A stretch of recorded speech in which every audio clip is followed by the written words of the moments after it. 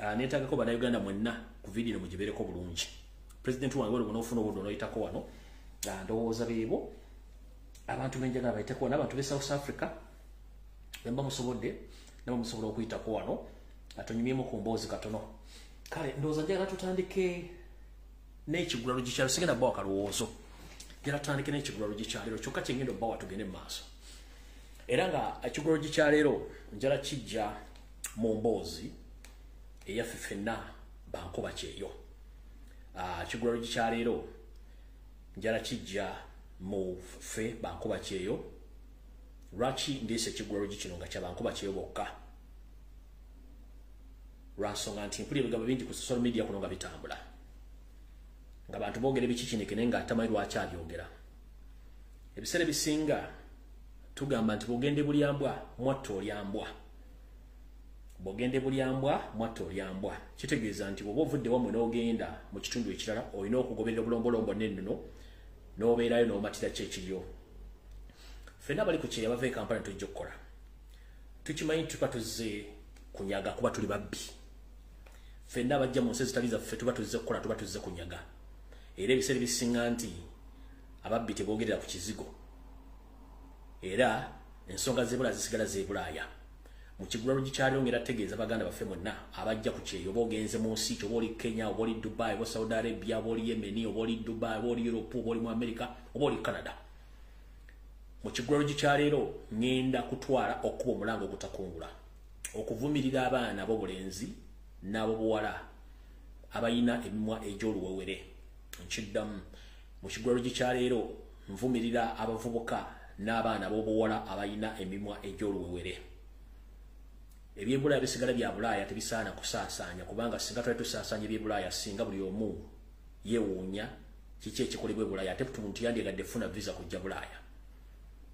Kati njala bakubiriza omulanga nga nkubira ba YouTubers mwenna abali Uganda abakola interview ku baana abayina emimwa egy'oluwewere. Njala bagamba bw'obanga tojjangako Bulaaya era nga tomanyi kifa Bulaaya tobuuzanga ebibuuzo bya kisiru. Nkiddamu ba YouTubers mwenna nammwe abavubuka bajja ku byeyo ne mulemererwa oba ne mbanga mwagala nnyo okubalaba nti mwogera nnyo please ensonga z'okukyosigala zaako kye tebazoogera wansi wala wonna. Olw'ensonga gwe YouTuber abuuza ebiseera ebisinga tolinnyangako na nnyonyi tomanyi balamuza tiketi ya nnyonyi tomanyi bwe bakikola ki bwe bafuna visa.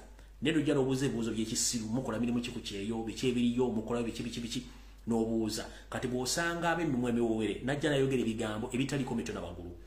Ebimu biyinza okuba nga bituufu naye nga tetwandiyagadde famire zaffe oba abantu bamanyi emirimu gye tukola e Bulaaya. Kati kambategeeze eno e Bulaaya ng'ovudde gy'ovudde nga ffe bannayuganda bavudde gye tuvudde mu Uganda tujja mu nsi zino. Ebiseera ebisinga kiba kizibu nnyo okujja nga wasoma diguli zino oba olina 5 n'okola omulimu gwennyini gwe wasoma kizibu nnyo. Era tukomekkereza nga tugudde emirimu egy'enjawulo. Ng'emirimu egyo bw'ogibuulira munno ajjako owunyamu lwaki okola omulimu ogwo naye nga gw'olina okukola okufunamu ssente. Kati bw'olaba omuntu ng'azze ku kyeyo n'ava ku kiba kimulemeredde ate ebintu bino byogera nnyo abantu ba feria. Ngoberedde nnyo ba ferias abalemereddwa ekyeyo. Boogera nnyo bayina emimwa emirebevu. Boogera nnyo ekibakwatako n'ekitabakwatako. Gwe oba alemerwa ku kyeyo si bonna tebagenda kulemerwa no. Eri abantu bakoze ssente ku kyeyo nga tasobola kukubulya ssente azikoze mulimu gundi. As long as zitasse muntu Interpol temunoonya ensi gy'akoledde tebamunoonya nti yasse omuntu. Bavubuka mmwe ne bakyala mmwe abadde e Kampala ne mutandika okweyogeza ng'obwano bako. Oba ogwalumanzire ebbere please mutuyambe temwonoona kitiibwa ky'abankuba kyeyo. Kubanga njala babulya nti ekonomi ya Uganda kati ebitundu 65 ku buli 100 emiridde ku bantu bali mu diaspora abakola emirimu egy'enjawulo. Nkiddamu mmwe abantu balemeddwa ekyeyo bakyeyo ferias oba bakyeyo dropouts mulekeraawo okwogera emboozi ezitakwatagana. Bw'oba olemeddwa eri akyali strong era anoonye ssente. Gwoba olemeddwa sigala ku kulemwako leka abantu bali mu kukola ebigere mutambula mwogera simanyi ono simanyi yeryamu. That is wrong. Gwe lwaki teweeryamu ofuna ssente kubanga ye mugagga. Ono ayola kasasiro. Gwe kye kyakugana okuyola kasasiro okufuuka omugagga. Ono anaaza bakadde. Gwe lwaki tewanaaza bakadde nawe n'ofuuka mugagga nga ye bw'akola. Okitegeera simanyi oli akola McDonald's. Gwe lwaki tokola McDonald's? Kiba kitegeeza nti gwe olina ekikyama ku mutwe. Ekizibu kye tulina abalemu ekyeyo wano balowooza nti balemeddwa lwakuba nti baasoma nnyo. No, okusoma kuyamba kubala na kusoma. Otherwise ati okukola n'obuvunaanyizibwa busigala mu ggwe. Kyovula nti osanga omuntu agamba nti yasoma nga mwavu nnyo ng'atasoma mugagga kyekyo kati mwe mwogera nnyo okusinga okukola ebulaya kola sikuleekaana kati mwabalemeddwe bulemudde kampani mutandika okwogera ebiga bitakwatagana please mulekeraawo mind about your business oba oli eryamu it's none of your business taliiriddeemu ggwe oba oli anaaza bakadde it's none of business tanaalirizaamu ggwe oba oli ayola kasasiro none of your business gwe tomuyodde naye muve mu kwogera ebigambo bitalinako mitwe n'amagulu eno tuli bulaya twajja kukola teri kitaawo teri nnyoko bw'otakola tolya era bw'otakola tojja kufuna woosula bw'otakola tojja kufuna kyodiza kigule magala ddiba kati mwe bavubuka mmwe abajja ku byeyo nga walemwa e Uganda nejje ne ku kino wakolemwa please mutuveeko muve ku bantu bali mu diaspora oba oli akola mulitu as long as nti asobola okuliisa family ye asobola okwerabirira tapangisa yevuga gwatudde ku kamaikrofoni abuuza ne gubabuuza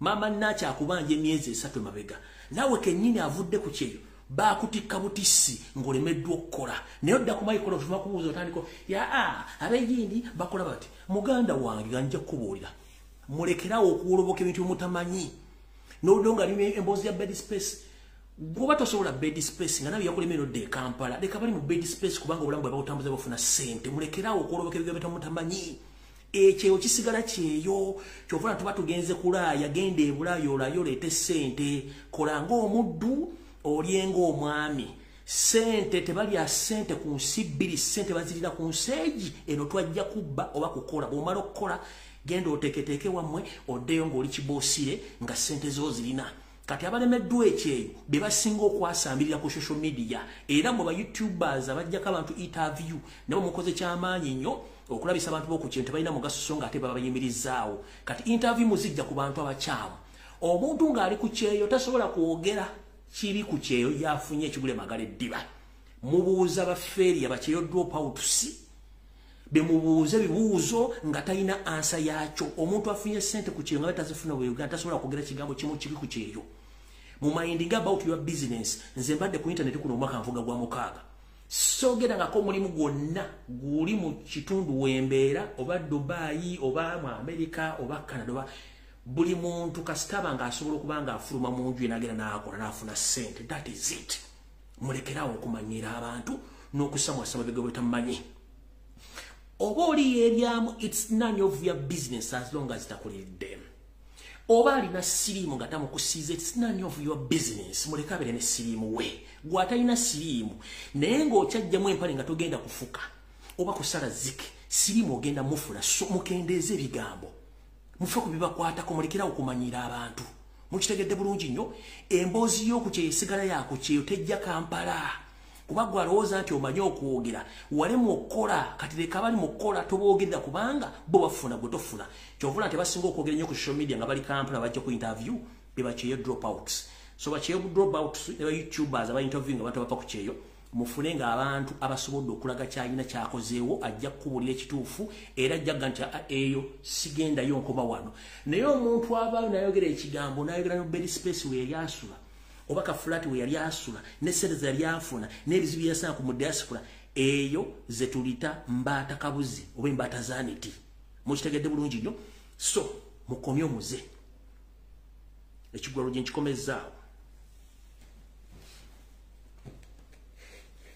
kati kamala okuyisa obulango buno tulyoke tugende ku video entuufu eyandeese obulango buno tugenda buyisa mu bwangu olw'ensonga obudde tulina butono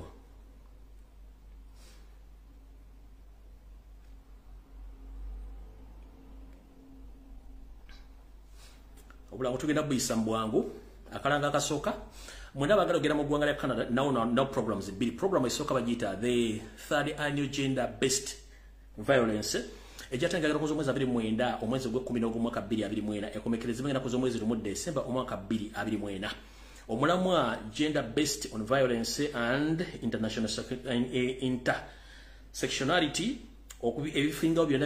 ebisingawo byonna ku musomo guno oba conference eno ojja kuba nga obibuuza ku ssimu gye mbasomera buli lunaku eri +1 647 929 0340 ejja kubeera ku Toronto Airport Marriott Hotel 901 Dixon Road Toronto on M9W 1J5 ojja kubanga osobola okubanga obuuza ebigenda ku conference eyo.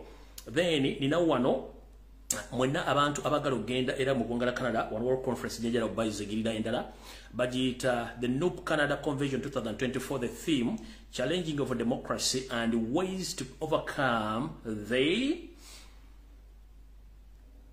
Esoma wait. NUP Canada Convention 2024. Theme challenges of democracy and ways to overcome. That's the theme. Ejja kubeera ku Hilton Hotel 145 Richmond Street West Toronto downtown. Ejja tandika mwezi ogw'omunaana ejja tandika mwezi 16 ogw'omunaana ekomekerezebwa na kuzomezi 18 era ogw'omunaana omwaka 2024 nga enetegekeddwa Canada NUP chapter 2024. Ng'oyagala ebisingawo ojja kubanga okuba ku simu zino wammanga ezabuyonjo +6 +16 74 92 90 340 oba +1 +1437 333 0010 oba +1 4168 35 81 74 oba ku +1647 89 55 725. Byonna ebisingawo ng'oyagala okubookinga n'abali e Kampala osobola okukubira ku Deo Kizito MM 0705 400 193 osobola okubanga omubuuza ku bisingawo ojja kubanga naawe wenyigira mu semina eyo. Eno kano ke kalanga kasembe tuleke tugende mu bintu ebiddako. The International Summit on Mental Health and Disability 2024. The theme, the global collaboration to strengthen the international partnership in order to improve mental health and disabilities outcome worldwide. Ejja kubeera ku 277 Sackville ST 237 Sackville Street, Toronto on M5A 3G1. Ejja tandika nga enaku z'omwe ejja kubitandika ejja kubeera ku enaku z'omwezi 3 omwezi ogwokutaano ekomekerezebwa eddala ng'enaku z'omwezi lwa Sunday enaku z'omwezi 5 omwezi ogwokutaano ejja tandika ssaawa 5 ekombe ssaawa emu. Ebisingawo ku musomo guno ndowooza ojja kuba ku ssimu eno nga obuuza omukyala Brenda Nakato omulongo bamuyita omulongo Diaspora Foundation @gmail.com ojja okumubuuza ku nsonga ezo oba ku Brenda Nakato 44@yahoo.com oba osobola mufuna ku simu 1+4 168358174 oba +16477 401951. Ebisingawo ndoza nja bibatera ku mutimbagano mujja bitegeera oregulo nga maliriza okwogera ensonga zino. Then waliwo ne demonstration eno egenda kubeera mu ggwanga lya America tufundikire obulanga tuleke tugende mu maaso n'ekyatulese. Enesoma bweti Larry protest against US support for the Museveni dictatorship in Uganda. November 17th at 10 a.m. American time. Contact Madam Tina Mirembe +1724 419 6485 oba ku mukulu tuno nsubuga ku +1 301 339 3995 ojja kuba omufuna. Kati munansonyiwamu obulango buwanvuyemukko then njagala tugende ku video entuufu eyatuleese wano. Tutandise bwe tuti. Okusookera ddala njala kwebaza omukulembeze waffe omulondo w'eggwanga Robert Kyagulanyi Ssentamu webale nnyo obalire ddala okulaga obwerufu mu buli kimu ky'okola. Njala kwebaza olukiiko olufuzi lw'ofuga nalwo ne bannayuganda mwenna n'abakulembeze bonna ab'ekibiina kya National Platform n'omusinde ogwa People Power mwebale kulaga buvunaanyizibwa na kitiibwa kimulaze ku kibiina ekito ekiwezezza emyaka just 3 ne kiba nga kitaddewo ekyokulabirako eky'omuzizo gw'amaanyi mwebale nnyo mubalire ddala. Ebiseera ebisinga tetulina nnyo budde bwagala kuleka n'abakulembeze singa oba oli ku mulamwa kubanga ffene eggwanga tulyetaaga. Goyinza okuba bakuwa kasimbi n'okalya naye tunuulira nnyo eggwanga n'abalirimu babonaabona nnyo. Nze omuntu bw'akola ekirungi musiima so mwenna mbebazizza nnyo nga saawudde mwani nenga twagala okubaza omukulembeze waffe n'olukiiko olufuzi lwemu kufuga ekibiina kya National Platform mwebale kugulawo kitebe ebira mwebale kulaga kye mulinawo kati eno message njagala egende mwenna eri bannayuganda nkimanyi egenda kuvaayo abawujji b'obunyama betuyita ba critic nga abantu bannampa wengwa balinga empale ya Museveni tawagira awagira mutume si mutume teyeyogerera takozesa bwongo bwe agenda kuva yogere bigambo bingi nnyo mwatulaga plan eno mutulaze kirala awo bagenda kujja eri agenda okubuuza ekyapa kirimanya gani kirimanya ga Kyagulanyi nawo bagenda okujja kati abantu nga bisere bisinga munsi tebabula mbajja kubeeramu naye eddagala lyabo libeera eddagala limu mugambe bwoti oyina emyaka emeka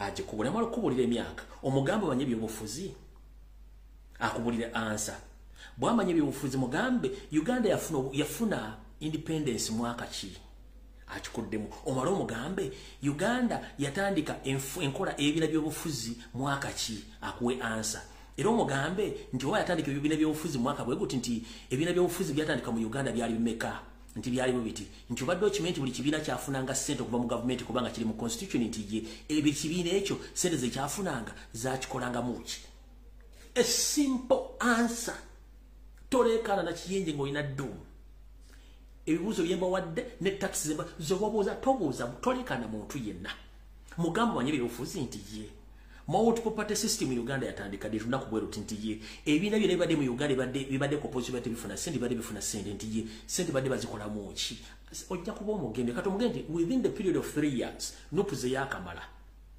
ekyo kyesobodde okukola mu ssente zebagiwadde ne project nzazeekoze ojja kuba omaze okumala egobe mu temuleekaana n'abantu kubanga abantu bano babasomesa okulaba nti banafuya n'okusiga erinnya ekyamu Kyagulanyi naye nga tegubasiga erinnya yabasiga enziro yabasinga okutegera kati temuleekana n'abo bakritiki bagenda kubeera mpaka ekirala era bw'osanga critic mugambe nti please bw'oba oyagala ebisingawo ekibiina kya NUP kiri mu mateeka era kirina office ezo nti ye eyabuuziza nti ekibiina kya NUP ebyapa biri mu mannya kyebiri ku kavule mugambe no office za NUP ziri enzigule genda bakuwe details ebyapa biri mu mannya gani ebyapa biri mu kibiina kya National Unity Platform so si Robert Kyagulanyi Center ebyapa biri mu mannya ga Kyagulanyi by'ebyapa bibadde byekamooca kubanga ttaka liri mu mannya ge kati ekitebe akizimbye ne kisajja kula kirina ekizibe kyakyo yamaka ga muddidde proti ye muddidde mannya ge so ekavule ebyapa biri mu mannya ga National Unity Platform Robert Kyagulanyi Center ayagala okumanya information ekwata ku ekyo genda ku kitebe oba genda ku District Land Board obuuze ettaka lire kavule limanya gani bajja kuwa details dani okujja okubuuza bano okuba ku mukitegedde as simple as that ebintu kati tubiteeka ku mmeeza n'obira bulungi genda obuuze ekyapa kiri manya gani bwe bakikuwa kiri manya ga Kyagulanyi nga kiri ku olubiro tokijje ku Nasalodi jangu okibuulire ensi nti ekyapa kiri manya ga Kyagulanyi ekyo kitegedde ekirala akugamba nti volume eri wansi refresh your phone please ekirala bwakugamba nti batulaze plan ate baleese ekirala mugambe what please tuli mu nsi etakkiriziganya na mateeka na biragiro yes plan bagibawa ekizimbe ekyo state council eye Kampala yagana okwa provinga ki yagana okwa provinga plan eyo ekyo ne bakyesonyiwa wabula bwe baba wa sente bwe bafuna sente ezo nga plan balina okukola ekizimbe kyo yali ya billions 4 eza Uganda okuzimba ekizimbe ekyo okuggwa naye ekizimbe ekyo okukizimba okuggwa kyali kigenda kukyupayinga space nene nnyo kati bano ekibiina ne kino kigando tulina abantu abaagala otuguza okweyongerako tugaziwe tusobola okukozesa essente zino ne tugaziwa then ne tufuna ba architecture oba ba planners ne baddamu ne bamenyamenya ebizimbe bino ebibaddewo ne baddamu ne babizimba buto ne bituuka n'omutindo gwe twandiyagadde okukozesa ate ekizimbe kyekiri ekyo bayita improvising the finances okuteekateeka kati ndoza mukitegedde ebizimbe bakulaze office ku office eyandibadde mu plan eri yasooka ne bakulaga ati nga president iwe administration enkulu eri ku side ndala nnyo za mugirabye ekizimbe kiriko acres 2 poloti ya eke Kampala emu mu kibuga akati sente zegula mu gimanyi abantu batudde badde basukka mu 10,5 plus batudde mbulira ekizimbe mbulira ekitebe kya kibiina kya byobufuzi mu Uganda nga kisobola okutuuza abantu 15 plus ngate badde tebajjudde kitegeeza nti space esigaddewo esobola kutuuza abantu omutwalo ogumu plus emitwalo ebiri kitegeeza nti bakozesa obumbi buno obuna okuba nti baguze ekifo ekinene kigaziya ate ne bakozesa n'ebizimbe basiŋŋanamu ne babimenyamenya ne baddamu babitereeza okufuna ekifo kyonna nga bwe kibadde kyonna kati yeyo gye mbadde mwagala kuba walege nti ate baatule no pulaani baagano gya provinga kyekisooka ekyo ne bakivaako ne bagamba balyoka tukozese ssente zino tugule tugaziwe ate nabire ebizimbe ebiriwo tufune bagondi ba planners badde babidesigning bulungi nnyo babimenye babikyuse bituukagane n'omutindo yensonga lwaki kivudde bwe kityo so si kweri pulaani eri pulaani bagala okuspendinga obumbi obuna ng'ate space eba eweddewo ng'ate basobola okukozesa space yemu eriwo ng'ate bagaziye n'okugazibwa noza simpers danda zomukitegedde bulungi ng'ate ba criticizers mwenna tubaagala nnyo mukolo ogwo n'olulala mubanga mugenda okcriticise nga musooka kulowoozaako history y'ebyobufuzi avudde ludda wa okitegeera so mukitegeere bulungi nnyo sijja genda kuvumira bibiina birala no buli muntu alina ebizibu bye ne mutegedde kibayita obwerufu egyo gibadde emyaka 2 n'emyezi 9 n'ekitundu kati mukwase eggwanga mu myaka 5 ba 10 mujja kola kyagenda obakolera ba criticizers mbamaze njagala genda kati ku information eyandeese okusookera ddala njagala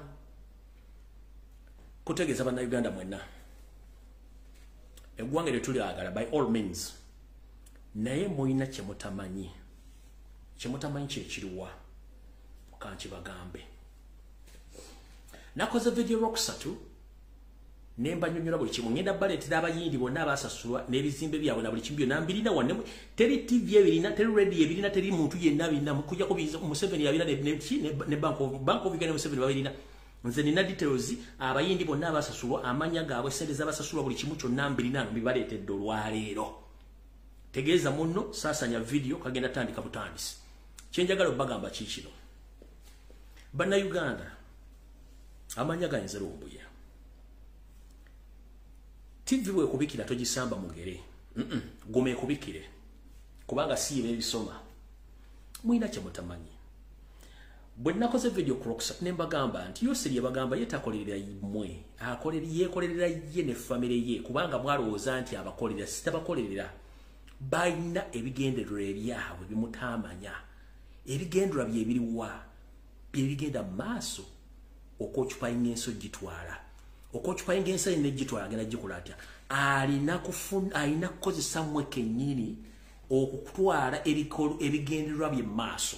So Museveni is using Ugandans to occupy Uganda as a country.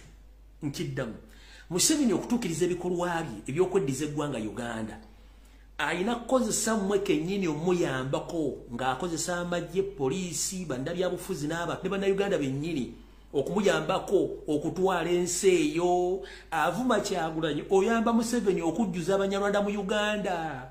Avuma Kyagulanyi oyamba Museveni okujja abantu ku mataka.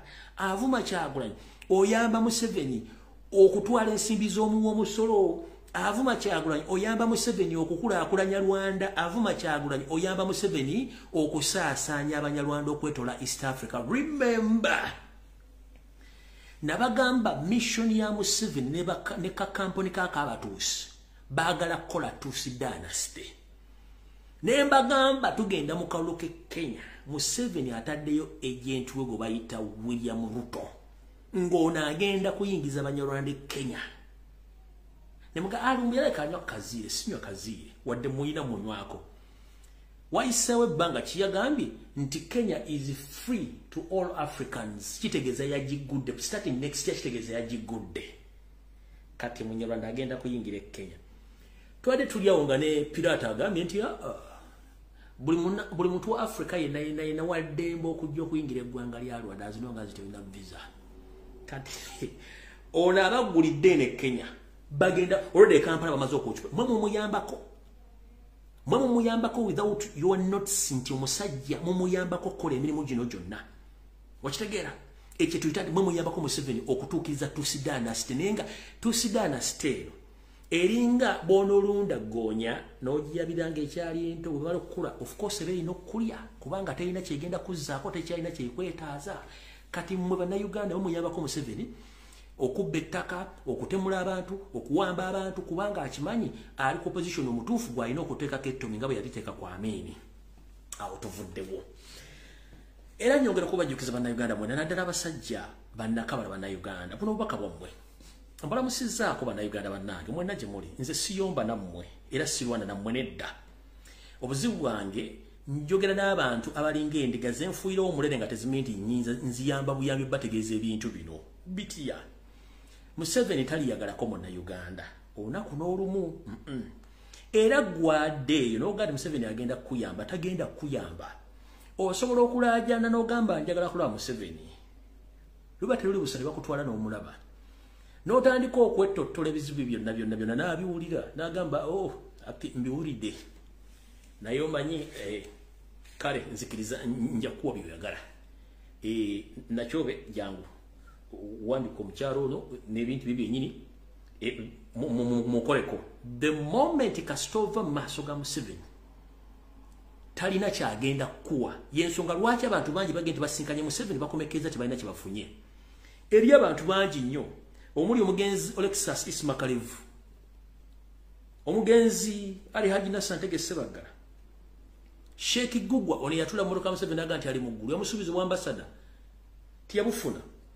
N'abala bangi nnyo basuubiza ebintu bingi nnyo ne basuubiza wa minisita wa Wale Sawa wadde. Eri abantu byasuubiza ensimbi mu Royal Triangle tazibawadde ne byasuubiza office tazibawadde bangi nnyo. Kati gobodde ne Museveni akutakwagala no. The moment omukabira ebizibu ekyagala okumanya ne the moment omuva mu maaso talina kyasobola kukuwa. Abantu bangi abasuubiza ensimbi tazibawadde, abasuubiza wa minisita tabawadde, abasuubiza wa RDC tabawadde, abasuubiza wa ambassador tabawadde, basuubiza okusasula tabasasudde. Kubanga yakimanyi nti mwina kujjamu kabira bizibu byammwe n'amanya weakness yo. In fact mwabagere wa Museveni mbuli ebizibu byammwe muba muyamba obuyambe kumanya weakness ye liruddawa na biki byokayanda biri luddawa n'amanya okay no problem gwe naakufuna.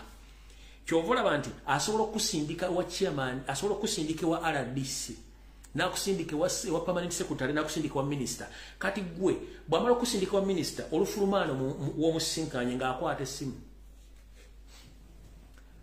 Alo ono permanent secretary waliwo omuntu gumbadde nkusindikidde naye try as much possible to avoid him. If it is possible block him or her. Bwatumalya biseera ebyo nebifiire bwate bwakola.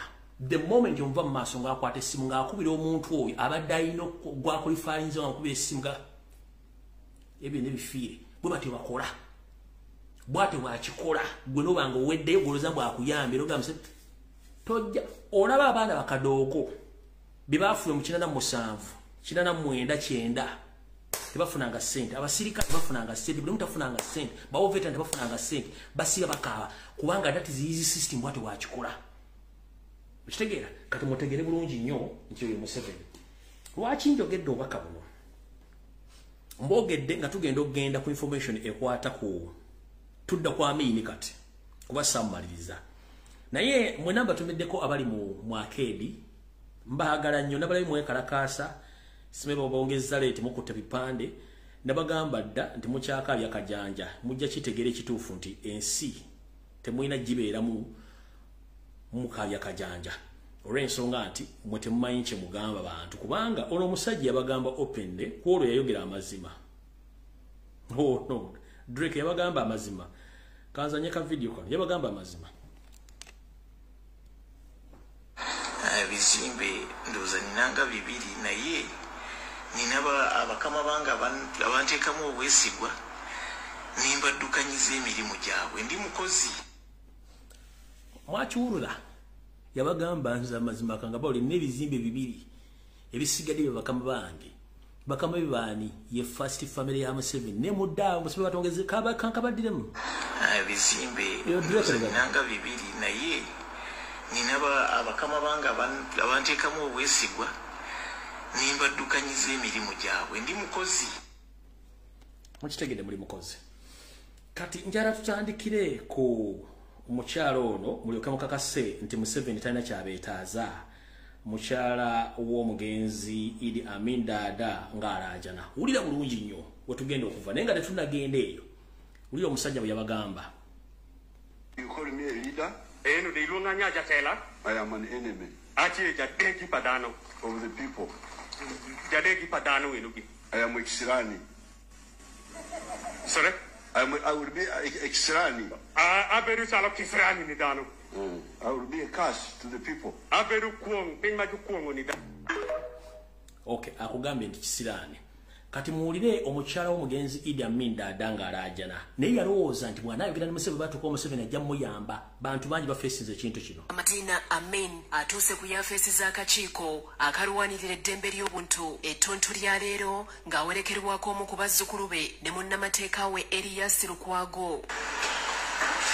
Bazze okuwaayo okwemulugunya kwabwe eri ssenkulu w'akakiiko kano w'ekiseera okuyingira mu nsonga ze ne gavumenti alabe ng'afuna obwenkanya. Mwandu Madina Amin ow'emyaka 69 atuuse okwoza ku mmunye ng'alombojja embeera embi mwali. Lwaleero nina ebizibu bingi egamba ebinjogeza bwenti. Mukazi mukulu ono agamba nti azze asisinkana Pulezidenti Museveni n'amwanjulira ebimuluma era n'abaako baamukwasa okukola ku nsonga ze naye empaawo kavaayo. Anyaniriza bulungi, ayogera nange bulungi, ne mubuulira obuzibu bwe nnina. Ne mugamba gwe wanziza sirina maka, enjumba zange zirimu ba gavumenti, omusango nagusinga, lwaki tonfunira kisa ompa amayumba gange nembeeramu n'abantu. Madina atulaze ebiwandiiko byonna ebizze biwandiikibwa bapoliida ba pulezidenti okukola ku nsonga ze. Nzi yawandikira abapolisi sifunanga na ansa kutegeera baagiddamu baagala kiki, ennyumba mu baazigabana ate nga bamanyi tiziri mu musango ne kafeti zibeerako naye tebakifaamu. Madina era atukakasizza nti n'akasiima ak'emitwalo 80 ezaamusuubizibwa buli mwezi bazimuwa lwe baagadde. Buli lwangayogera neebaza naye sifunanga. Nenebaziza era nze ntambula bigere. Okusinziira ku puliida wa Madina Ssaalongo Erias Lukwago ssemateeka akirambika bulungi nga nnamwandu wa pulezidenti bw'alina enkizo okusigala ng'alabirirwa gavumenti eriko okutuusa lwafa ng'aweebwa ebintu eby'enjawulo omuli obujjanjabi, ennyumba, entambula n'ebirala. Era amateeka gamuwa ebintu by'ateekeddwa okufuna nga nnamwandu w'omugenzi. Naye situmanyi lwaki gavumenti ebintu ebyo tebimuwa ate nga amateeka gabirambika bulungi. Essuubi alirina mu kakiiko kano okulaba nga jjajjaawo afuna obwenkanya. Samale Kyesakye NB. Kyekiri kye mbagambye emabega wali omusisinkana ne mwogera nakkiriza olufuluma gate Kabaka kuweddeko. Kabaka koze ki? Kabaka kuweddeko. Kati nga ngendo somola entanda ya leero njagala bitongole byokwerinda muri semwai iso eso fiso puso fuso kuso pisi byonna kasasiro neddoguso byonna mubeere kuno muwandike ensonga zino. Njagala bannamawulire mwenna muwandike ebintu bino. Minister of Finance muwandike ebintu bino bannamu ne TV zonna njagala mujje information eno leero. Museveni yeye tinkulidde akalimu obuwuka ng'agambye nti alina kye yakola. Era nazza abayindi okutwala property za Uganda ng'ate omugenzi Idi Amin yazisasula mbaleetedde bwino buli omu agenda kwewuunya. Kati n'ekirala kansooke mala okusomesa wano embuzi ezimu ezaabitanga. W'ondabira ku mbuzi yonna nga yabitanga nga nsajja oba nga nkazi nga mbuzi eyogera muntu naye nga kika kya mbuzi. Omanyi waliwo abantu nga balimu olubuzibuzi naye nga temumanyi nti embuzi. Mpuliddewo ku social media nga mpulirako embuzi ebitangemu eyogera nti Kyagulanyi yaguddewo apartment si kitebe wane ekibiina ekisinga ekitebe eky'amaanyi bakiyita UPC. Kati kantwale embuzi gwo ku muddo nkutwale ku ssomero nkusomese mukulu. Golooza lwaki ekizimbe ekyo tebakiyita UPC house? Nakabege oba Ssekabege, golooza lwaki ekizimbe bakiyita Uganda house not UPC house? Omanyi mujja ku social media kuno ne mutandika okwasamirira ng'obugege obukalu nga olw'okuba mumulya okukriticizinga buli kimu kye mutamanyi olw'ensonga temumanyi politics temumanyi history. Kanjala kugatoddamu kubuzaabuza abantu gwe Ssekabege oba Nakabege agambye musimanyi UPC y'ekibiina ky'ebifuzi ekisinga ekizimbe mu Buneresebu. Ekizimbe kya UPC kitudde ku ekizimbe kya Uganda house ekyakitumisa Uganda house kubanga kyali kyazimbibwa okusookera ddala ku ttaka ekyamu ettaka nga lya Buganda, ettaka lya Namasole eryo bawambaliwambe ekisookera ettaka lya Namasole kyazimbibwa Obote n'akyakimaliriza. Idi Amin Dada najja n'akimaliriza era n'akituma Uganda House nga bwolaba Uganda House eri e Bungereza n'eri New York mu America. So UPC olw'okuba nti yali akulembera eggwanga ebiseera Obote awo waliwo ofiisi ze ez'ebyobufuzi era ne bamulekera ofiisi ng'ez'ekibiina ky'ebyobufuzi ekya UPC. So si nti eyo ekizimbe kya UPC ensonga lwaki bandi bakibattaddeko nti bandi bakitaddeko UPC House. No, kiriko Uganda House kubanga omugenzi Idi Amin Dada ye yakimaliriza ku ssente z'omuwomusolo n'akituma Uganda House ng'ebizimbe ye kenyini byezimbira. Ndowooza kitegedde, mbuzi mutegedde bulungi nnyo. Zissekabeke ezirina ebirevu ezimu tezitegerera kutegera mutegedde bulungi nnyo. Ekyo kizimbe kya Amin si ekikuliko office za UPC nga UPC ekibiina kubanga yakitandikawo ku ettaka lya Namasole wa Buganda babbalibbe in the first place. Kyekisooka ekyokubiri ekizimbe ekyo yakizimba yakireka ku myalire gya wansi n'atakimaliriza. Idi Amin n'akizimba nga omuntu ovunaanyizibwa n'akituma Uganda House nga Uganda House eziri e Bungereza ekiri e New York goza tebakiteekako nti UPC House. Mbuba Uganda People's Congress Party Rosta tekiriko Uganda Congress Party. Mulekerawo okubuzaabuza abantu.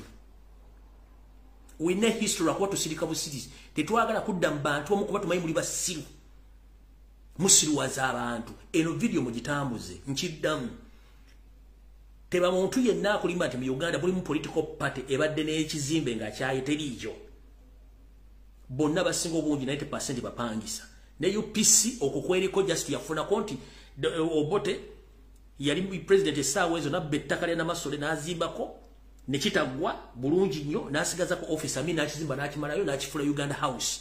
Bwe kiba kya UPC lwaki tekiriko Uganda People's Congress Party? Temudda mu kusiriwaza bantu. Mayambuzi bazitwala ku muddo okulya nteziwulira. Sebo n'ennyabo Nakabega ali eyo nga mubuzaabuza abantu mulekera okubuzaabuza abantu. Ekizimbe kya in fact ekizimbe ekyo singa bagenda mu mateeka amatuufu ne UPC iro fuluma mwomo.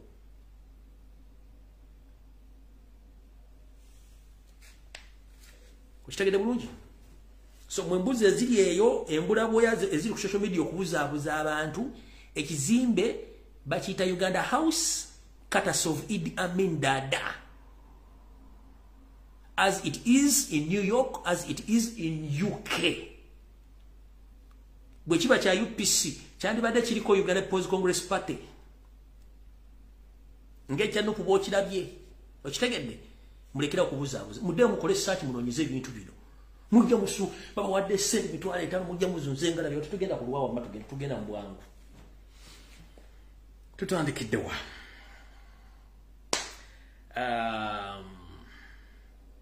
tuddeyo kwa Amin byakola oba tugende bugenze mu maaso ndowooza obudde engeri gye tulina obutono katugende mu maaso. Ekirala njagala okuvumirira ebikola ebigenda mu maaso mu ggwanga. Madam Anita Among, the Speaker of the Republic, the Speaker of the Parliament of the Republic of Uganda, and your Deputy, Mr. Thomas Tayebwa,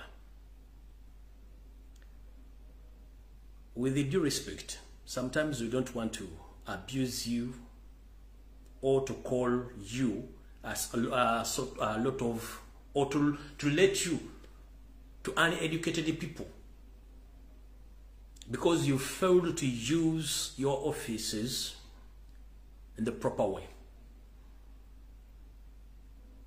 You are the lawmakers, and the parliament was situated, or the parliament is the pillar of the government which was formed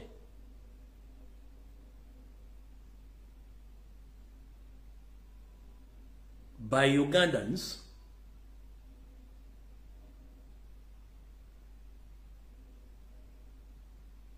on behalf of Ugandans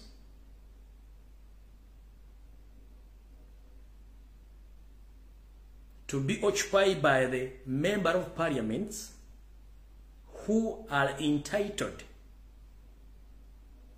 to njala kwogera bigabiro ngense biwulira who are entitled to. Mumpulira bulungi. Follow the law and orders. And in fact, all MPs are lawmakers.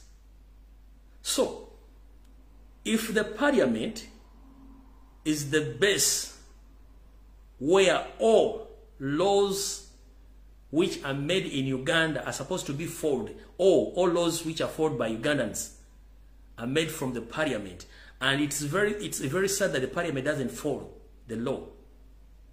It is very sad.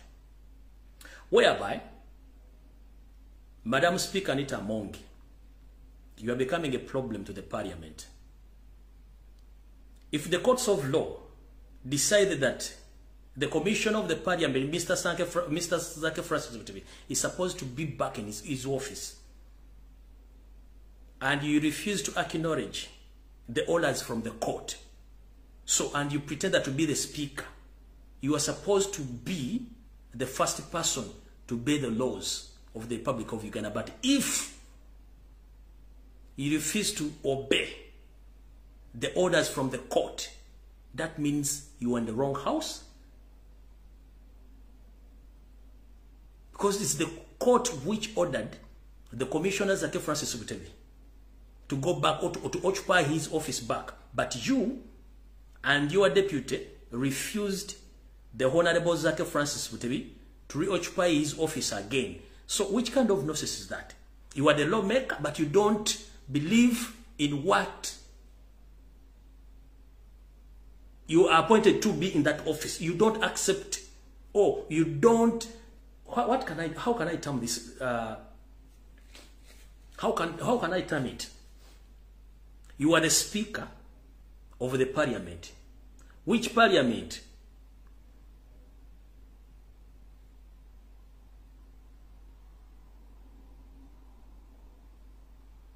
Creates the laws of all which all Ugandans will follow, plus all the courts of law in Uganda.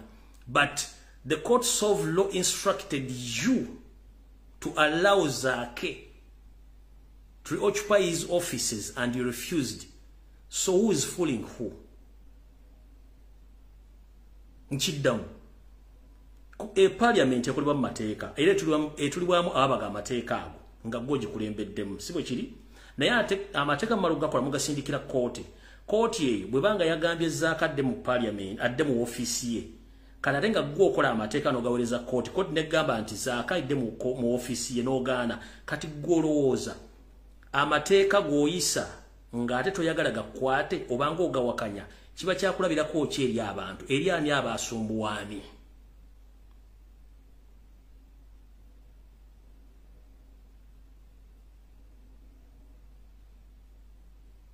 You are the lawmaker, but you don't accept the court decision. You can see the imbroglio in which we have been immersed by the clerk of parliament, failing to obey a clear court order of the constitutional court.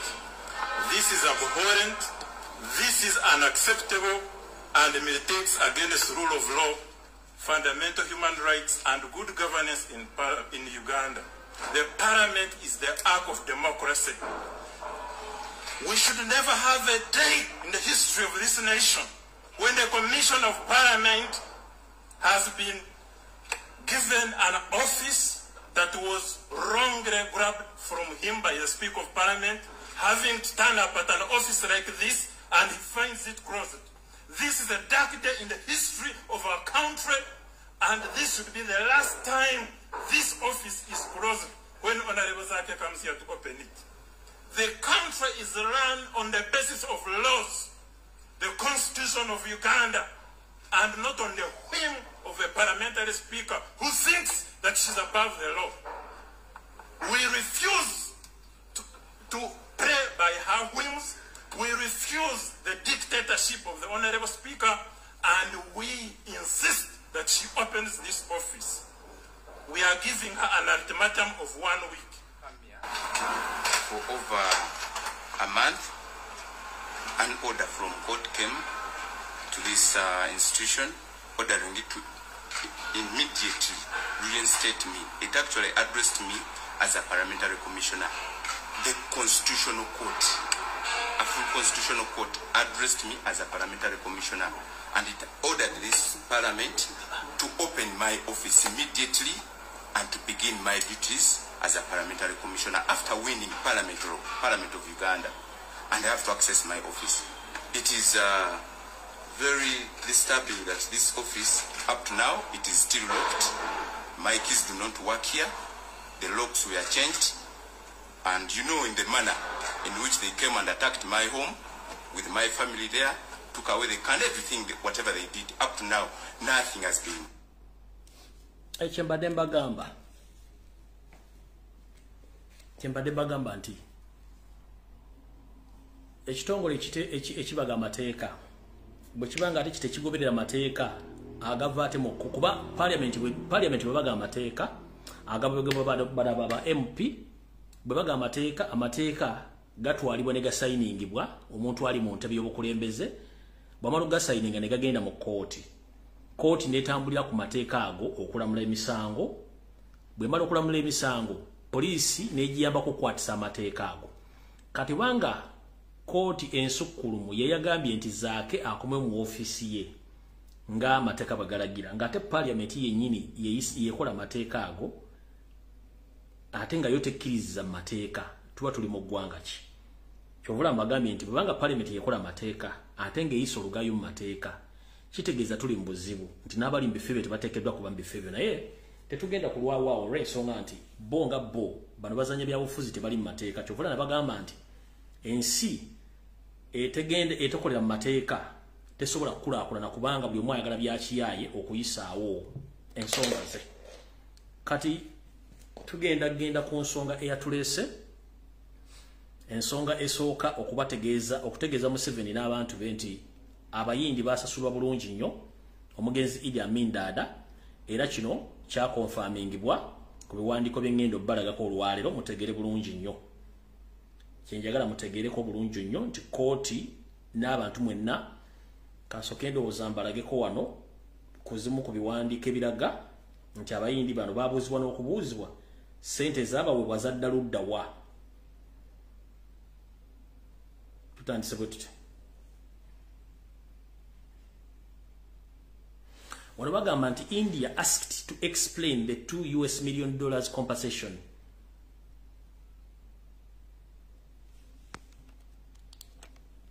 Wamuna kiraba simanyi.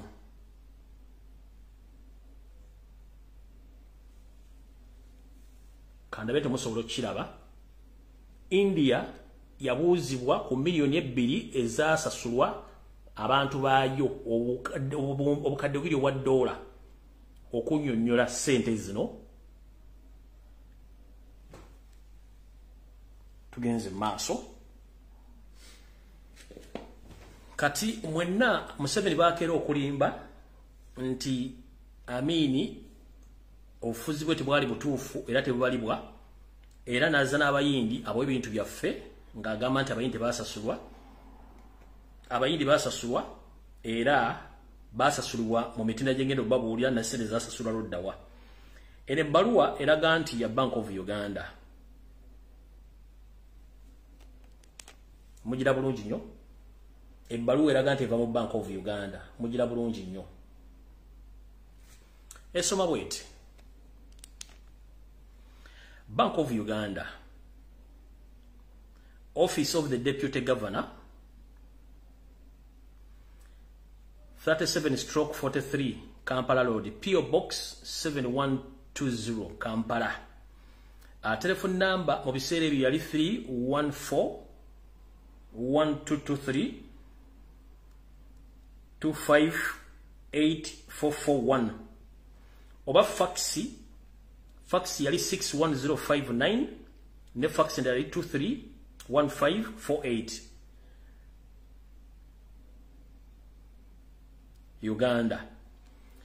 Ebbaluwa eno yawandiikibwa ng'eva ndowooza ku muko gwa D.31 ng'esoma 7th June 1999. esoma bweti D stroke Chief Ministry of Intelligence and Security Uganda People's Defence Forces PO Box 11201 Kampala esoma bweti attention Major Noble Mayombo dear sir, investigation of compensated exploited Asians properties.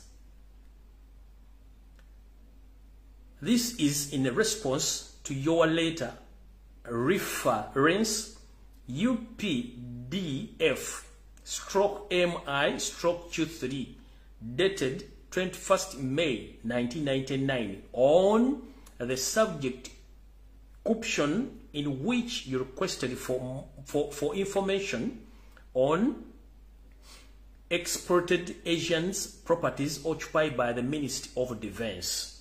Egamba wait. Nti okunonyereza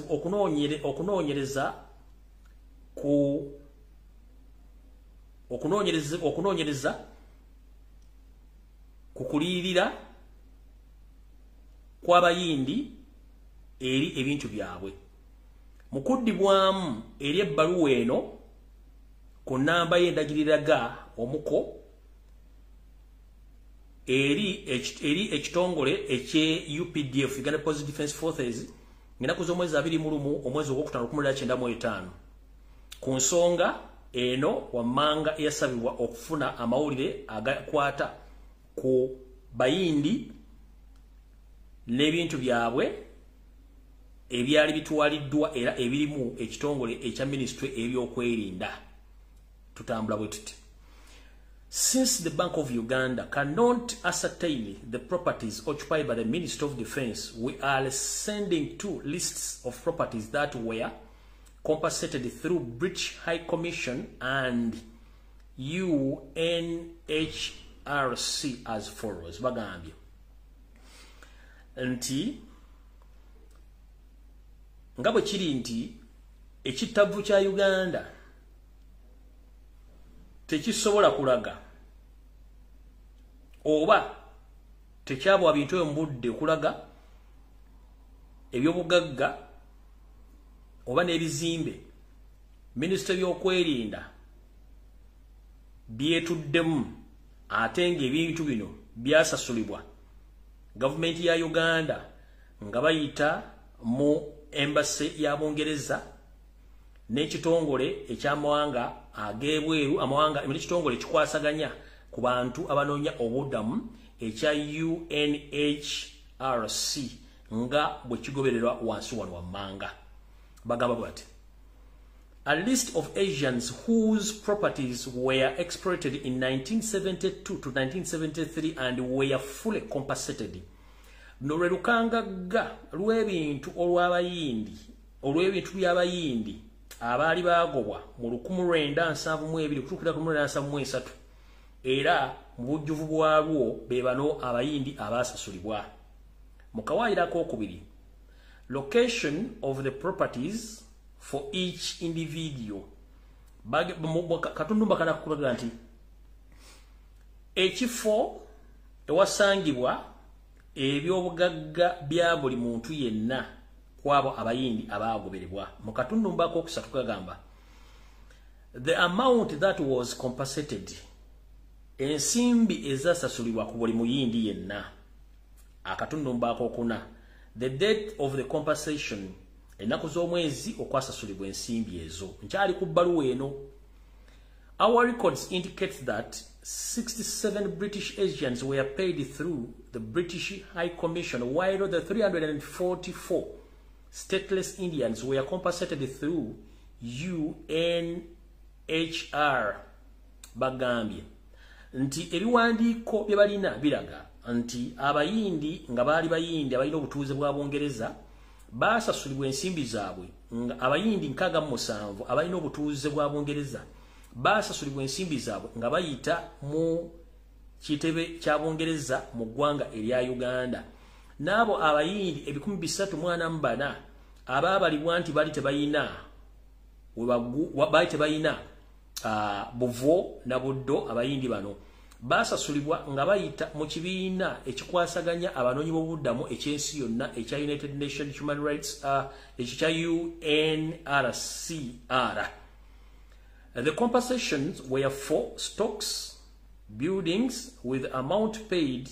Location of those properties clearly indicates bagayuati nti okusasulibwa kuno kwali kutunuulizibwa mu mmaali emmaali gye muyita stock stock eringanga emmaali gy'oba nti babya maguzi ebizimbe ensimbi ezasasulibwa n'ebizimbe oba ebizimbe byabwe oba ebintu byabwe ebyali bimaze okulambikibwa obulungi webiri. It has not been possible to determine the exact dates when those payments were made. Walaba kugamba nti tebasobola kulaga butya ennaku entuufu abantu bano bwe basasulibwa ensimbi zino. Tugenze mu maaso. As for those who were holders of Indian passports and therefore went to India, we are unable to provide their names and list of their properties. Nti eri abo abayindi abalina passport ezibalaga nti baali beva buyindi bo nga ziraga nti bagende buyindi tebasobola kuba nti bafuna ebibakwatako ebituufu n'amannya gaabwe n'ebyobugagga byabwe ne bagamba we however have evidence that the compensation to those individuals were government to government arrangement. Bakugambire wankubadde ebyembasomedde waggulu byaliwo naye era Bank of Uganda n'ekitongole ekikwasaganya ebyensimbi mu Uganda kirina obujulizi nti abayindi abo basasulibwa ensimbi zaabwe muntu ku muntu nga bayita mu government ya Uganda nga bakolagana ne government ya Buyindi mu nkola gye bateekawo eyali ey'omulembe. Ne bagenda mu maaso ne bagamba pre to compensation, an Indian delegate led by MRJS Mehta visited Kampala in October 1975 and examined the items were left behind by the Indians nationals, and those included buildings, plants, machineries, Uganda government, stock blocks, account, insurance claims, and social security fund. Bagambye bati nti munteekateeka eyo eyali yokusasula abayindi nti omukungu eyasindikibwa ekibinja ekyakulibwa omwami ono gwe bayita AJS Mehta yajja mu ggwanga lya Uganda mu Kampala mu mwezi ogw'ekkumi mu 1975 era n'anoonyereza kintu ku kintu ebyalekebwa emabega abayindi sekinoomu omuli ebizimbe, omuli ebirime, omuli ebyuma, era Uganda government nenoonyereza ne ku byamaguzi byabwe, ensimbi ezaali zikwatiddwa ku bittavu byabwe, insurance nazo ezaali zibanjibwa, n'ensimbi ezaali mu kittavu ekyabakozi. Ebbaluwa bwete bwesoma mumpulirize bulungi nnyo. Ono njagala kwabya Museveni kati. Ebbaluwa egenda mu maaso bulungi n'egamba. The delegation held discussion with the Ugandan government on the claims, and they agreed that some of Yugi shillings, Yugi things, milioni zali milioni 13,415,414 n'obusente obugwamu obwenkana ebitundu 65 was a mutually satisfactory settlement as compensation for the assets left behind, and that it be paid to Indian government for disembodiment of claimants. bakugambye nti oluvannyuma lw'okusindika omukulu oli n'ekibinja kye yajja nakyo munaku mwezi omwezi mbasomedde waafunibwawo akafubo akalimu eggwanga kalimu abakungu ba gavumenti ku nsonga z'okukkiriziganya ku bintu ebyabalibwa era ensimbi mu mwaka gwa 1975 ezaali ziwera obukadde 13 mu emitwalo 41 mu 15 n'obusente obugwamu sente ezo ziraga nti zasasulibwa bulungi nnyo eri ebyobugagga ebyalekebwa abantu abo abayindi era ne gavumenti ya India ekimanyi bulungi nnyo nti abantu abo basasulwa. Tugenze maaso. This amount was converted into the United States dollars with a check of $1,622,114 n'obusente obuli mu siringi senkaaga eza America. Sente zino given in January of 1976 to His Excellency Mr. Bipimpal Dash, Deputy Ministry of External Affairs, Indian government by the President of the Uganda, Idi Amin Dada. Details as to who benefited were not valid to us, but we believe this can be obtained from the Indian government. Bakugambye bati nti ensimbi zino zakyusibwa nezidizibwa oba zavungirisizibwa nezidizibwa mu nsimbi ez'eggwanga eri Amerika ku cheke oba empapula esasulibwako ensimbi zino okwakyusiribwa. Sente zino zavaamu akadde kamu mu mitwalo 6,27 mu 2017 zigwamu ng'ensimbi zino zaweebwayo ku nnaku zaweebwayo mu mwezi ogw'olubereberye mu mwaka 1976 nga zino ensimbi zaweebwa ow'ekitiibwa Mr. Bipimpal Dash ono nga yali amyuka minisita akwataganya ku nsonga za internal affairs ku nsonga ez'omunda mu gavumenti ya India. Era kino kyakolebwa yaliko omukulembeze w'eggwanga mu kiseera ekyo omugenzi Idi Amin Dada. The details as to who benefited were not valid to us, but we believe this can be obtained from the government India government. Bagambye ebisingawo ku nsimbi zino nabaani abaafuna tuyinza okuba tetusobola bikuŋŋaanya essaawa zino ngera tupinaawo naye tulina okukkiriza nti ensimbi zino zaafunibwa era tusobola okufuna ebikwata ku nsimbi zino nga tubuuzizza gavumenti ya Buyindi. Attachments, please find the two lists. Refer to the one for the 67 British Asians and other for the 344 stateless Indians. Yours faithfully E. Lule, Deputy Governor wa Bank of Uganda. Onayinza okuba akyali wesimanyi bawize mbuyagezi kunta simanyi. Bagambye ebyongerebwako ebikwasaganya ku nsonga ezo n'okufuna olukangagga lw'abantu abo okuli abayindi abalina obutuuze bwa Bungereza 67 n'abo abataalina webadda oba bataalina buvuna buddo abayindi awere 384 zonna zezo nga bwe tuzibawadde. N'agamba nzowo ebyaddala E. Lule ng'ono ye yali amyuka gavana wa ekittavu kya Uganda. Kati mukulu Yoseriti Bahabura tabaisa mutano wakale kyensi era mzezede nsanga bisibe teri TV mu Uganda ina information eno goji no gisirikidde ne Bank of Uganda bino mwagano biraga abantu nkimanyi ne British Embassy ebiri ne British government ebiri ne Indian government mwabi ma public okubitegera no siga million zero yesawe yokukwabya.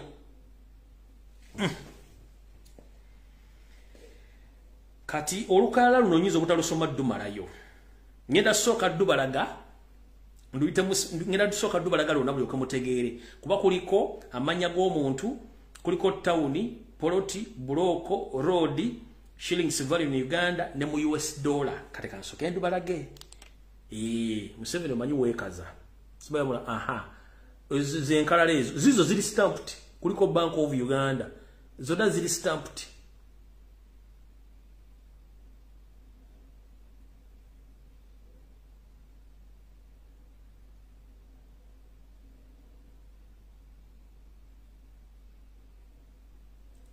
zonna ziri stamp tujja gambo za nasalo biki nga n'amanya agamu mazibu ga kusoma kubanga gasiimuuka naye ng'ate mu records gabaayo. Museveni oziraba ssebo kati omusajja guwavuma teyasoma teyakola ki yasobola okusasula ebintu bino. Kati kansoke nzireyo kemabegana amanya agamu gano gayinza obutaba mangu ga kusoma olw'ensonga nti agamu gasiimuuka naye katusooke tusomeko kambatono nnyo tuyinza okugabuukamukko. Kati nga bwe basomedde bagamba name of the client, town, plot, block, road, shillings value, US dollar in value. Kuliko asooka namba emu the give vig ono webugiri ku block oba ku plot 35 yafuna omutwalo gumu mu 5 eza Uganda ze dola mbiseera ebyo 1,250. Ompulira bulungi oyo omu yafuna omutwalo gumu ogwa Uganda n'ennusu 5 mu biseera ebyo dola yali omutwalo bagubalamu 1.250 ndoza 1,250 biseera eby'amaanyi biseera zizali z'amaanyi. Tugenze mu maaso kwaliko ku PAL ole yali bugiri block 1 ono yawewe 3,000 eza Uganda zizali dola 375.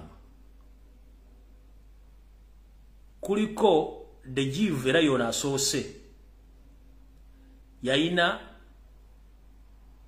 town Bulofa plot 11A to 12C block 103A olugote balulaze ono yafuna emitwalo 11,700 mu 1,165 ne bamuwasereza America zali siringisi omutwalo gumu mu 1,400 mu 646 oyo kwaliko Allah Vijay Busembatya block or plot 25 wano block C yafuna emitwalo 2,200 ze dola 2,750. Ebintu bino biwanvu sijja tuyinza nobisoma ne Yesu n'akomawo naye kyemmanya nti olukala luno lwonna in fact kyengenda okukola ayinza okugamba nti tebiri legit. Eno Bank of Uganda ennaku z'omwezi 1/1995 Director Trade External Debit yiyo stamp mugira bulungi nnyo. Ayinza okugamba omwana byasoma asoma bifu yiyo.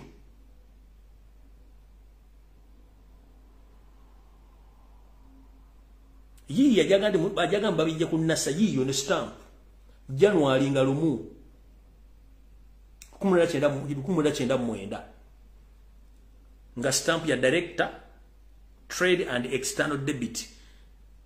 Kati kyengenda okukola nga nsi bwe njagala ebyonoonese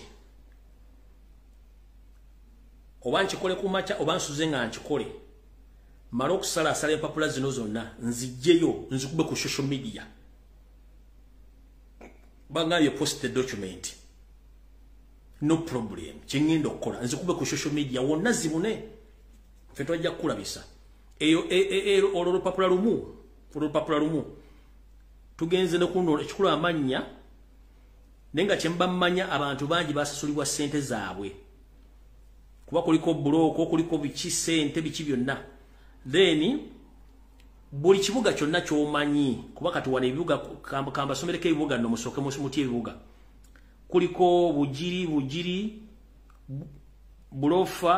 bulofa Busembatya Busia Busembatya gulu Hoima Iganga jinja omuyindi yali jinja Kampala Kampala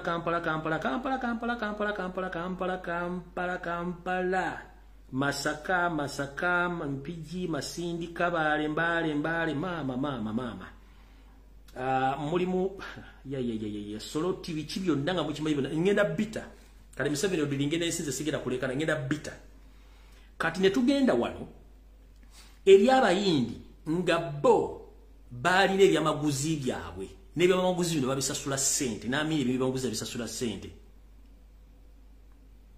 kati manuku kubayindi abafuna sente nga ziyita mu kitongole kiri ekya United Nations kuliko serial number properties former owner value ne shillings zino zimu Poloti Kampala Singi Guraka bamusasula emali ye emitwalo 415 mu 933 Modern Africa Wear ono yali ina company bagita Modern African Wear abali bagikoledde mu information mujimanyi company mujimanyi eno waliwo Poloti 19 Cooper Road Provision Store yafuna emitwalo 815 n'obusente obugwamu bali bagita Provision Store tugenze ku Proti 3 Proti 3 transport load Alua yafuna emitwalo 16 yafuna emitwalo 16 mu bina ono ye walua then ku Proti 14 16 Commercial Street Masindi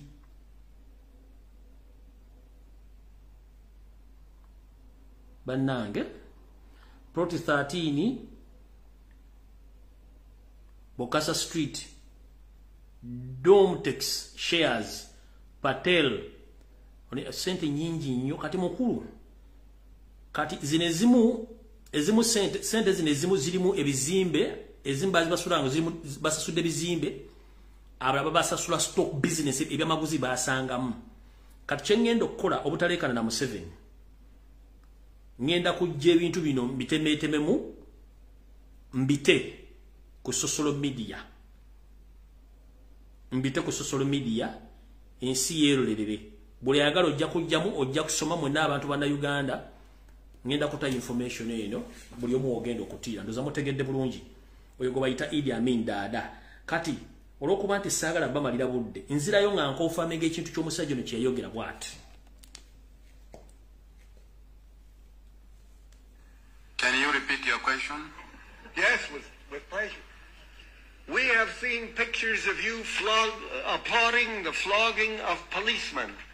We have seen and heard stories, many of them, which are all validated, of thousands and tens of thousands of Asians being evicted from your country. You took their property, you didn't pay them. Is that your wave of the future? Is that all the love you're mentioning all this time? I think you believe in rumors, and some of this picture, it is not might be from Uganda. Yeah.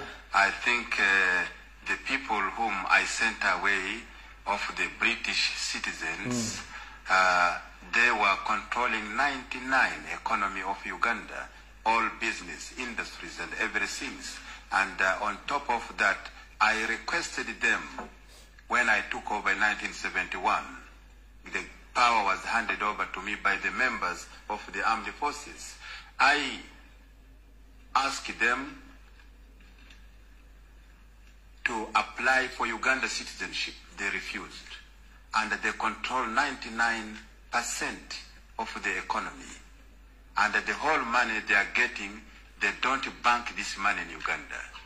They bank this money outside Uganda. And I am sure if they were still up to now, Uganda could have been bankrupt completely. And therefore there is no other opportunity. The only opportunity was to take that decision for the interest of the people of Uganda. And then I took that decision, but I said that I will pay the compensation, and which I have written to the all government concerned. I'm sure the United States, I have already paid them cash, and I have written to government of United Kingdom, and the discussion is going on, And I have also written to India, which they have got a few Indians. I'm sure the delegation will be coming from India to discuss with the government of Uganda, and we shall pay. We don't say that we cannot pay, but some of the other point which you are saying, it is not true at all.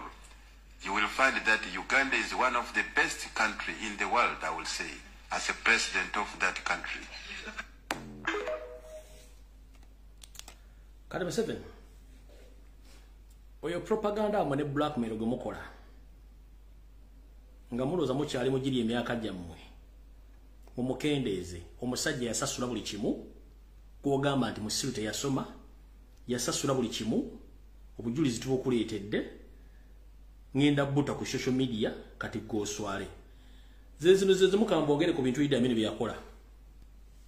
Negweyo netegezo kukira kwa tunula mukatuli kempiso mbeke mu kubito Amin byakola byenkubulira obotyawo bina kuyamba okumanya kudo lumunyungufu Idi Amin dada yamanyi kenyonga kijambia amangudanga kyajjatule mu ntebe ino mwaka 2007 yagenda makomera gonna ewali abantu obote byalasibidde obwemage n'abayimbula watali wadaka ko kuliso obanji be yayimbula kwaliko n'abambejja banyina baseka bakamuteesa mu kaseera ke yali mu Bungereza teyakoma okwo ne yali kyabazinga wa busoga Henry Wakomulo kinayi n'amujja mu komera obote yali amukuumidde gwama abantu ne bafissanyo Bichanga lubanga lwa mindi ebyemizannyo mu Uganda byali bitimuseko ku mulembe gwa Idi Amin gokka abatali wadde okusafuwaza yalokuba ye mwenye yali munabyamizannyo naddala motoka z'empaka ko n'ebikonde yawayo buli nsimbi yeetaagisa okuyamba bannabyamizannyo ku mulembe gwe omusajja John Akibuwa mwe yawanguye omuddaali gwa gold mu ggwanga erya German era ogwasookera ddala mu byafaayo bya Uganda ku mulembe gwa Amin Uganda eramu yasookera ddala okusamba mu mpaka za Africa Cup of Nations mu mwaka 1978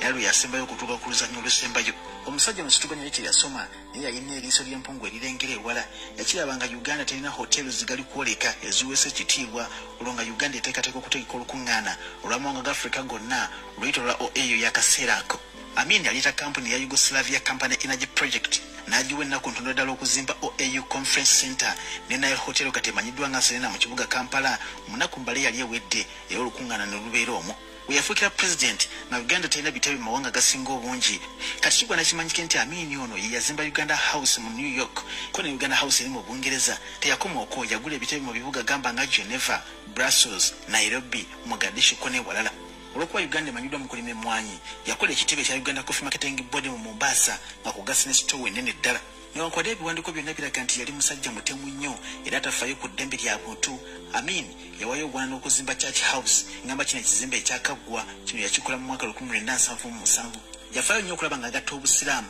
ko n'okugyawo ebiwoye ebyaliwo okutuukiriza kino yatondawo Uganda Muslim Supreme Council era n'abawa ettakidde neddala okuwoli Kampala kati awazimbwa omuzikiti gwa Gaddafi situganya Pawoshi yali amanyi ku byanfuna mu kaweefube w'okusitula ebyenfuna by'eggwanga Idi Amin dada yasooka okutondawo kampani y'ennyonyi z'eggwanga wansi wa Uganda Airline Corporation oluvannyuma lwa East African Airways okugwa ebyensula by'Abannayuganda yali ensonga nkulu nnyo eri Amin ono yazimba amayumba ag'ebbeeyi 872 e Bugolobi Bukoto White yazimbayo 103 Bukoto Brown yazimbayo 18 Kololo yazimbayo 8 Nagaso yazimbayo 4 ate Wandega Quinta Alia yazimbayo 36 Kuraba mufuna mpola yagenda tuwafu Makindi nazimba ennyumba 5 mwemu nga kwogase ne Mulago songa yavira mu buyinza nga baze enteekateeka z'okuzimba mayumba abala gamba ng'ekawempe Mutundwe nga kwogase ne Kansanga Amin yakimanya nti oluyi bwola amafuta ne gabula mu ggwanga lyonna kali asima kyoyinza okuyita etterekero ly'amafuta gaggadde ejjinja era nga lyali likiri obunene mu Afrika yonna okumanya yali tasaaga omulimu gwonna agogera mu bbanga lya mwezi gumu gwokka era n'alijjuza amafuta ab'ejjinja bye banaatubulira oba nakakano amaterekero gano gakyajjudde amafuta nga kitegedde nti abasuubuzi bwe balera ebyenfuna by'eggwanga yatondawo ensawo enawulanga abasuubuzi okwegobako obwavu ng'ensimbi aziyisa mu Uganda Development Bank endala n'aziyisanga mu UCP ng'ekitongole ky'eggaali y'omukka ekya East African Rail and Harbour Corporation kigudde Amin yatondawo Uganda Rail Corporation mu mwaka 1977 ekitongole kino kati kikyaliwo kansubira eggaali ezaali ez'omukka kati z'amasannyalaze mu byempuliziganya Amin yalengerera wala ddala yaleeta satellite 2 ezasookera ddala mu ggwanga lyonna okunyweza ebyempuliziganya emu yagiteeka Mpooma ate endala n'agiteeka Ombaki mu West Nile mu kaseera ako nga mu Afrika yonna amawanga galina satellite gaali 2 Uganda ko ne Nigeria olw'obufunda bw'obudde mukambirese gamba ng'amasomero amangi ge yazimba amalwaliro enguudo ko n'ebirala bingi ddala kyokka omusajja ono anenyezebwa nnyo okugoba abayindi simanyi nti oba mwenna mukimanyi nti yasooka kubegayirira abafuna obutuuze mu Uganda ne bagaana yatuuka n'okubasaba babeeko ensimbi ze basiranga mu Uganda era ne bagaana n'abasaba batandika okufumbirwanga ku bannayuganda kuno okumye okubasosolanga era nakyo ne bakigaana mu byonna Amin yakizuula nga Uganda abantu bano baali bagifudde ennimiro ng'amagoba ge bajja wano bagatwala mu mawanga gaabwe okwekulaakulanya ebyanfuna mu maaso g'abatamanyi byanfuna wandigamba nti byali bikulira ddala naye nga byali mu ngalo z'abayindi kale nga baali batuuse n'okuzinyisa Uganda ku ntuli kino Amin bwe yakimanya n'abasaba bamuviire. Amin yafuga Uganda nga ya myaka 9 kyokka kati wayise emyaka 44 bukyanga Amin ava mu ntebe simanyi lwaki abakulembeze bakyatujjukiza ensobi ze yakola nti ze zitulemesezza okukulaakulana bulijjo.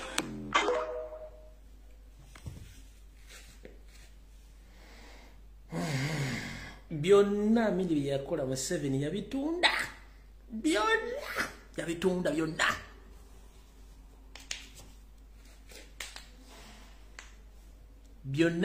byonna.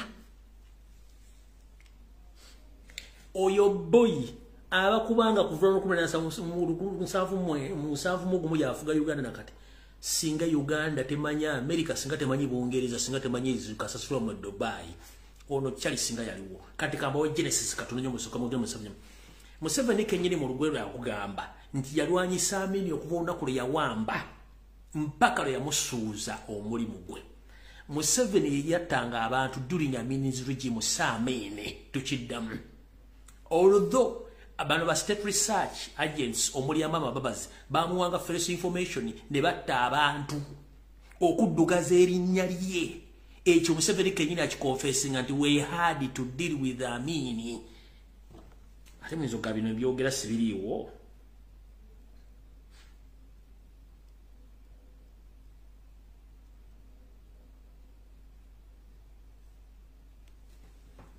But now Amin comes in. Amin doesn't doesn't care about the socio-economic issues,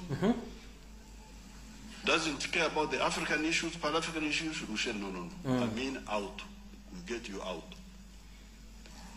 And that's why I would like you people really to know what they are talking about. Amin thought it was a joke. He came,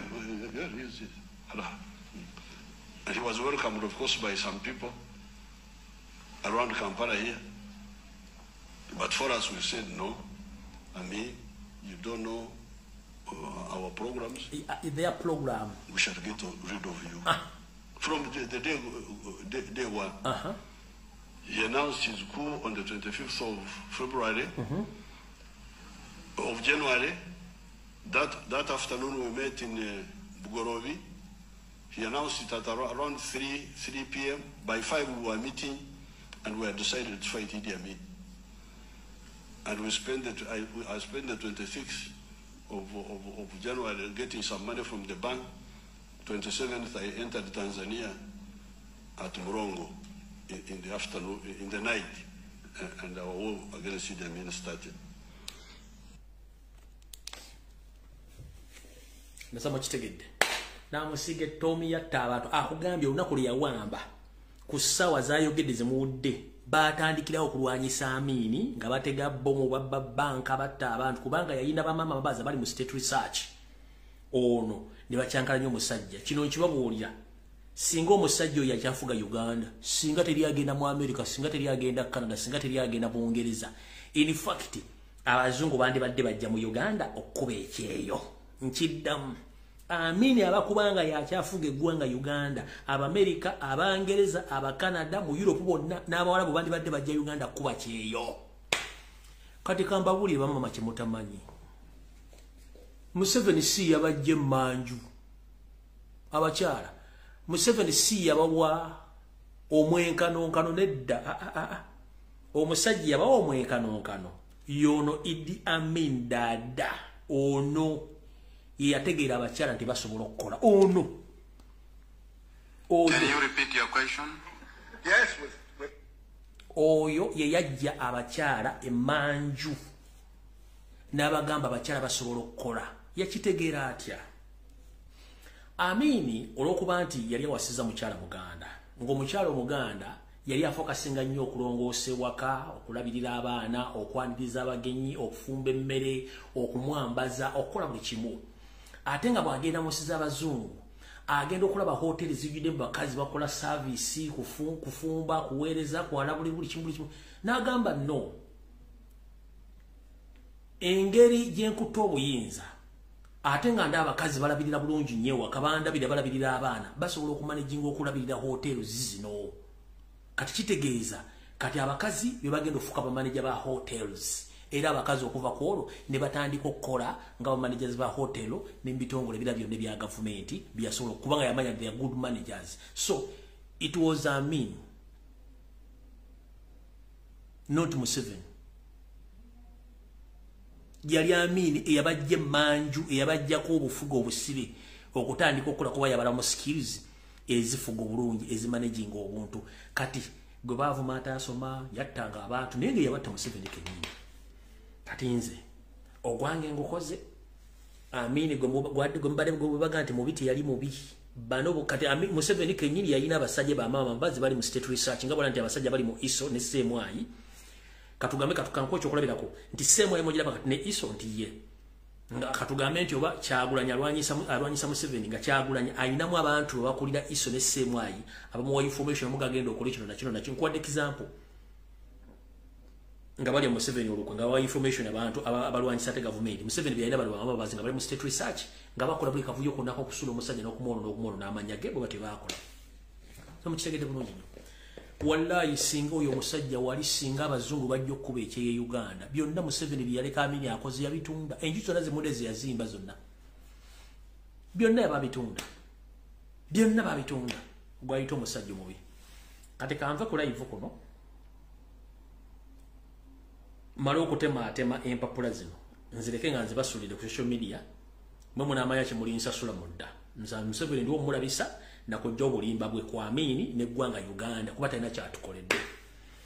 Ndowooza nakulabaka katuna abakyade tukize tusinkane ku Sunday ku ssaawa zijja kuba 2 we naba nfunye amaanyi ensonga z'omugenzi Idi Amin Dada nzifundikidde wano wonna Allah we yawummuliza Saudi Arabia amujja asinga okwagala era mutebengeze mirembe amusonyiwe n'ebyo ebitone byamusubako kubanga bakulembeze basinkala ebintu bingi nnyo ebimye basobola bimanaginga ate abantu batikola nabo bibakola ebintu bino ebikyamu naye nga musajja mukulu wonna Amin wooli Mukama akusonyiwe byakusobako ebitonotono naye nga ebingi byonna bya Museveni kubanga bo baalina enteekateeka eyabwe gye mbagambye eri mmwe Abaganda abeesiruwaza Museveni yakugamba unaku Amin lwe yawamba Amin yali abaddire yingisa abalwisa balina enteekateeka yaabwe yeneeriwo kati gwe oyamba Museveni ng'ovuma Kyagulanyi oyamba Museveni okutuukiriza enteekateeka yaabwe yabatuusa okutwala eggwanga Uganda ogoba Uganda ku ttaka n'okufumya bannayuganda bonna okufuluma eggwanga yali enteekateeka temugimanyi muli awo muleegamitwe ku social media muvuma Kyagulanyi.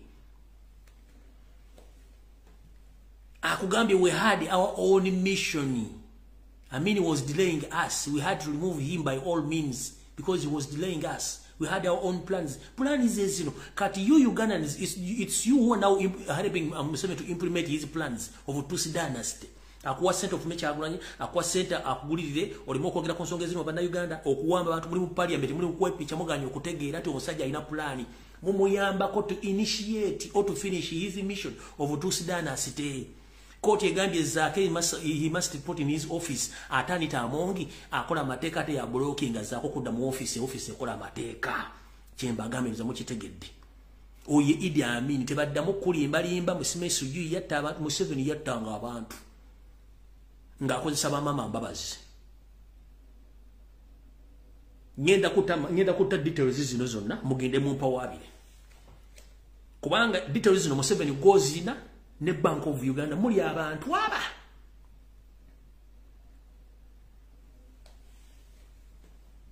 zino details no ziri mu Minister of Finance ziri mu State House ne mu Bank of Uganda mwe muli ne details zino zonna kati mukulu ojja tubuulira abayindi boddiza properties zaabo baddiza zaaki nga babasasula kyokoga tebabasasula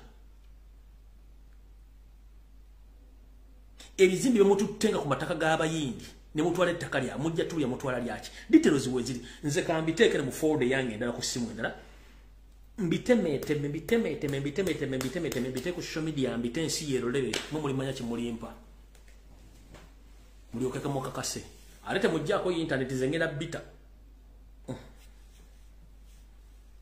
kameno bisindika mu folder yange nyini kamaru postinga video eno yayi postinga then inte details zino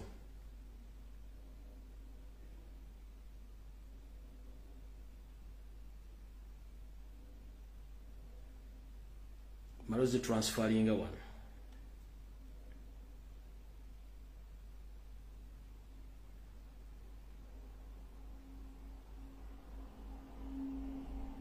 mwekambate nyina ziteka ku social media wonna nyina zita mukama bankomere musule bulungi